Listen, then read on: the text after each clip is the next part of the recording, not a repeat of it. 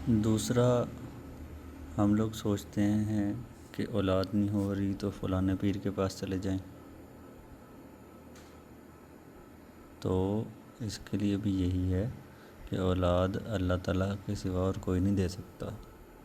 اللہ تعالیٰ کے حکم سے بندے اولاد دیتے ہیں، مطلب کہ اللہ تعالیٰ کے حکم سے سمجھو اگر شادی ہوئی ہے، میاں بیوی آپس میں ملے ہیں، تو وہ یہ نہیں کہ میاں آیا ہے تو اولاد ہو رہی ہے، وہ میاں نہیں دے رہا، اصل میں اولاد اللہ دے رہا ہے۔ ٹھیک ہے، جس پہ اللہ تعالیٰ نے رحمت کرنی ہو بیٹیاں اس کو عطا کرتے ہیں، تو یہ اللہ تعالیٰ دیتا ہے اولاد، لوگ نہیں ڈیسائیڈ کرتے۔ ٹھیک ہے، یہ شادی ایک ذریعہ رکھی ہوئی اللہ تعالیٰ نے، اسباب ہے نا دنیا میں، یہ اسباب رکھا ہوا ہے، بس ایک سبب رکھا ہوا ہے، اور اللہ تعالیٰ کے علاوہ کوئی عبادت کے لائق نہیں ہے۔ رسالت نبی صلی اللہ علیہ وآلہ وسلم کے اوپر ختم ہو گئی ہے، نبوت بھی ختم ہو گئی ہے، نبی معصوم ہوتے ہیں۔ ٹھیک ہے، مثال کے طور پر جیسے حضرت آدم علیہ السلام ہے، ہمارے ذہن میں آتا ہے کہ اگر وہ غلطی نہ کرتے تو نہ ہم دنیا میں رسوا ہو رہے ہوتے، تو اصل میں انہوں نے غلطی نہیں کی، کیونکہ اگر کلیئر اللہ تعالیٰ کی انسٹرکشنز ہیں، ان کے کلیئر وہ خلاف نہیں گئے، ان کو بہکایا گیا تھا، اور ان سے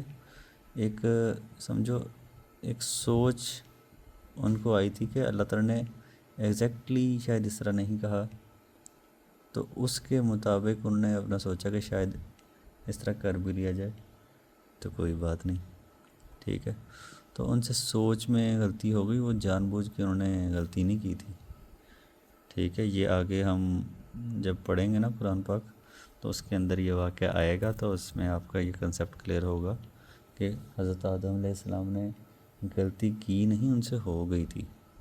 ٹھیک ہے، نبی معصوم ہوتے ہیں، اور قرآن پاک میں حضور پاک صلی اللہ علیہ وآلہ وسلم کے اوصاف، کمالات نبوت اور رسالت بتائے گئے ہیں۔ ٹھیک ہے، جیسے حضور پاک صلی اللہ علیہ وسلم بشیر ہیں، نذیر ہیں، مبین ہیں، تو حضور پاک صلی اللہ علیہ وسلم سب سے افضل ہیں، آخری نبی ہیں حضور پاک صلی اللہ علیہ وآلہ وسلم، ساری کائنات کے نبی ہیں۔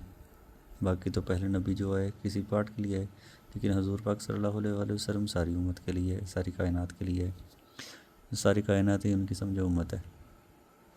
جس نے مانا وہ مسلمان ہوگا، جس نے نہیں مانا وہ کافر رہ گیا۔ ٹھیک ہے، تو حضور پاک صلی اللہ علیہ وآلہ وسلم اللہ تعالیٰ کی دلیل ہیں، کہ مطلب کہ پہلے اگر کتابیں آئی تھی تو اللہ کی طرف سے تھی، تو اب بھی جو کتاب آ رہی ہے، پچھلے حکم کچھ منسوخ کر دیے ہیں، کچھ ابھی چل رہے ہیں، تو یہ اسی کا بات کا پتہ دیتے ہیں کہ پہلے جو خدا نے جس نے نازل کی تھی کتابیں، اسی خدا کی طرف سے بھی یہ پیغمبر بھی اسی خدا کی طرف سے آئے ہیں، تو یہ اللہ تعالیٰ کے ہونے کی دلیل بھی ہے، اور حضور پاک صلی اللہ علیہ وسلم کا ادب کرنا بہت ضروری ہے، نہیں تو ہمارے سارے اعمال ضائع ہو سکتے ہیں، یہ بھی قرآن پاک نے تعلیم دی ہے۔ حضور پاک صلی اللہ علیہ وسلم کی گستاخی کفر ہے، اور جس کو حضور پاک صلی اللہ علیہ وسلم کے ساتھ عظمت ہو جائے تو وہ عظمت والا ہے، نسبت ہو جائے وہ عظمت والا ہو جائے گا، اور نبی اکرم صلی اللہ علیہ وسلم بذات خود تو کچھ نہیں کہتے نا، لیکن جو بھی کہتے ہیں وہ اللہ تعالیٰ کے حکم سے ان کی زبان سے ادا ہوتا ہے، تو جو ان کے زبان سے اللہ کے حکم سے ادا ہو رہی چیز تو وہ پوری ہوگی۔ ٹھیک ہے، یہ بھی قرآن پاک سے ہمیں پتہ چلتا ہے کہ حضور پاک صلی اللہ علیہ وآلہ وسلم کے پاس خود غیب کا علم نہیں ہے، ان کو جتنا اللہ تعالیٰ نے عطا کیا اتنا ہی ان کو علم ہے۔ ٹھیک ہے، حضور اللہ تعالیٰ کے ذکر ہیں، مطلب کہ اگر ہم حضور پاک صلی اللہ علیہ وآلہ وسلم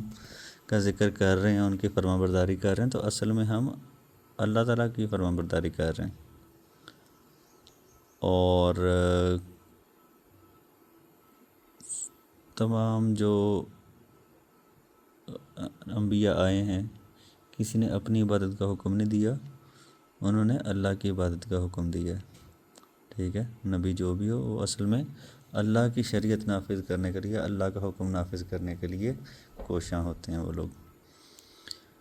حضور پاک صلی اللہ علیہ وآلہ وسلم کی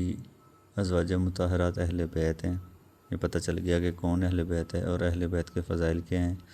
حضرت عائشہ رضی اللہ عنہ کے فضائل کیا ہیں؟ حضرت ابوبکر صدیق، حضرت عمر فاروق رضی اللہ عنہ، حضرت عثمان غنی رضی اللہ عنہ، حضرت علی المرتضیٰ رضی اللہ عنہ، اور باقی صحابہ کے کیا فضائل ہیں. ٹھیک ہے، حضور پاک صلی اللہ علیہ وسلم کے کمپینین ہیں نا، ان کے ساتھی ہیں.